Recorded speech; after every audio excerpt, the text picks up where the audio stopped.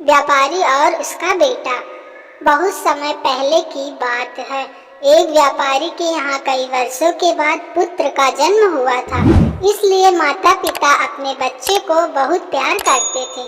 अधिक लाड प्यार से उनका लड़का बिगड़ गया था। जैसे जैसे वह बड़ा होता गया, उसके फिजूल खर्चे की आदत भी बढ़ती गई। पुत्र को सुधारने के लिए माता पिता ने अनेक प्रयत्न किए, परंतु इससे कोई भी लाभ नहीं हुआ।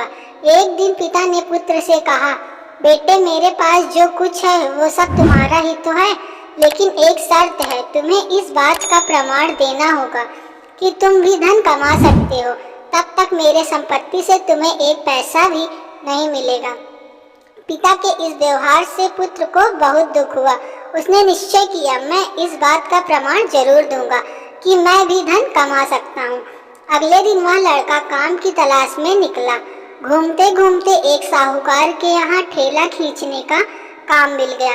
अनाज के बोरे ठेले में लादने और एक निश्चित जगह ले जाकर उन्हें उतारने का काम उसको करना था। दिन भर उसने कठिन मेहनत करी, तब कहीं जाकर उसे शाम को 1 रुपया मिला। घर जाकर उसने वो रुपया पिता को दे दिया। घर के पिछवाड़े में एक कुआं था। पिता ने पुत्र के सामने वो रुपया उस कुएं में डाल दिया। कुछ दिन तक यही क्रम चलता रहा।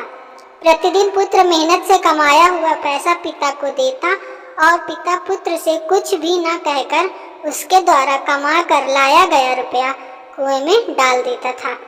एक दिन पुत्र क्रोधित हुआ और बोल पड़ा, पिताजी, मेहनत से कमाई हुई मेरी कमाई आप कुएं में इस तरह क्यों डाल देते हैं?